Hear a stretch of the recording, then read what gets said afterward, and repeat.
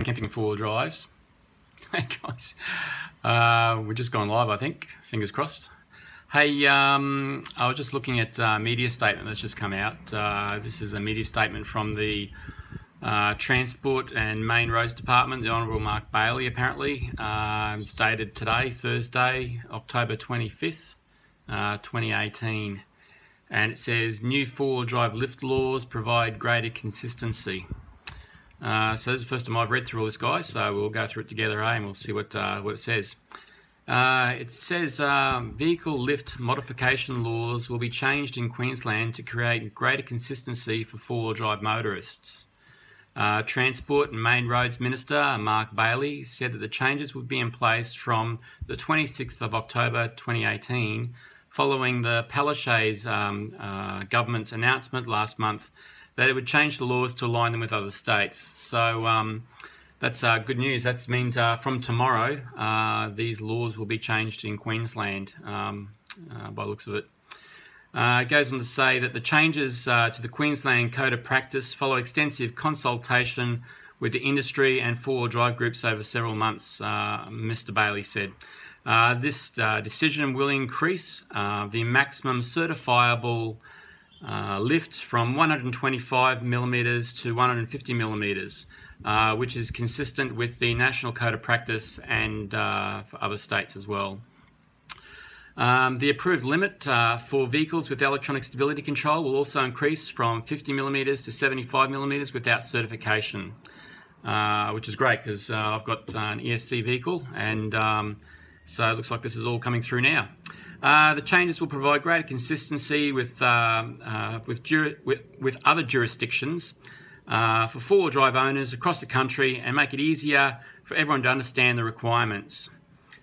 More than 500 accredited approved persons, industry groups, including RACQ and the Australian Automotive Aftermarket Association, major tyre retailers and suspension equipment suppliers have all had their opportunity to provide input. I do find interesting that they don't mention four-wheel drive Queensland. I mean, that would, to me, just seem to be a good body to consult, since that represents all the four-wheel drivers in Queensland. But anyway, it says the Australian Automotive Aftermarket Association Chief Executive Officer Stuart Charity welcomed the regulatory changes. These changes will give peace of mind to tens of thousands of Queensland vehicle owners who have made the safe and responsible modifications to their vehicles, he said. We look forward to engaging in ongoing dialogue with the Minister and his department to ensure Queensland vehicle standards and regulations strike a balance between the needs of motorists while ensuring safety and ongoing compliance with vehicles on Queensland roads. For more information, contact the Transport and Main Roads Department on 13 2380. So there you go, guys. I thought that might be interesting for some of you.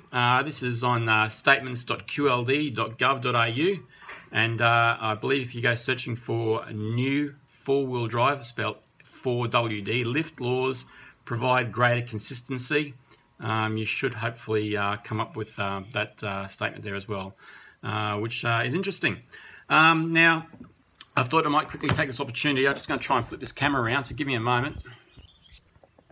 Alright, so this is the lift laws as they currently stand and in the future state. So at the current moment, I've highlighted the areas which are going to be changing.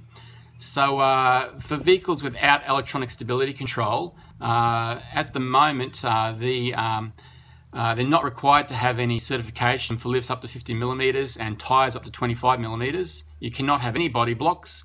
So that means you have a total lift of up to 75mm without any certification, but you do require certification up to 50mm and up to 25mm on tyres, up to 50mm on body blocks, and up to 125mm on the vehicle. Now, the reason I highlighted that is that's actually going to be changing. So that's the current state at the moment. If we scroll down this image here, we will see down the bottom down here, this is the future state. This is the state that hopefully it should be in tomorrow.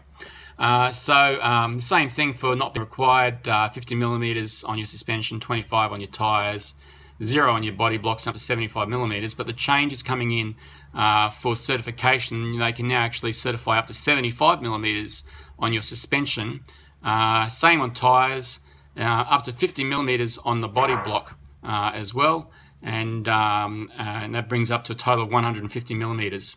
I forgot to highlight this one here. So that's one change. Then if we have a look at the vehicles with electronic stability control, so this is the current state, and it says in here that not required. You can have at the present time up to 50 millimeters suspension update, 0 on your tyres, which brings you to a total lift of 50 millimeters. That is actually going to be changing. Down here we've got it's going to be changing from up to 50 millimeter suspension and up to 25 millimeters on your tyres, which brings it up to a total of 75 millimeters.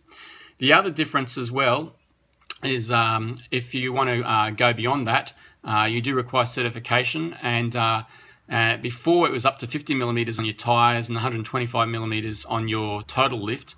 That's going up to the same pretty much as what it is for a vehicle with without electronic stability control.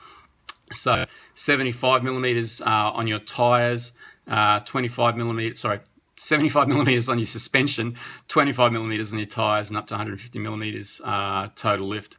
So they're the changes that are coming through. We'll see if we can flip this camera back around. There we go. So I hope that's been of use to you guys. Something I'm planning on doing this evening, actually. I'm heading out to 4-Wheel Drive Queensland. They have their monthly meeting, and I'm going to just find out a little bit about what their views are on all this as well. And I'll hopefully be able to report back to you shortly and provide you guys with that information as well. So I hope that's been of use to you. If you like it, give us a thumbs up down below. Make sure you subscribe to the channel, and we shall see you next episode. All right, guys, talk to you later.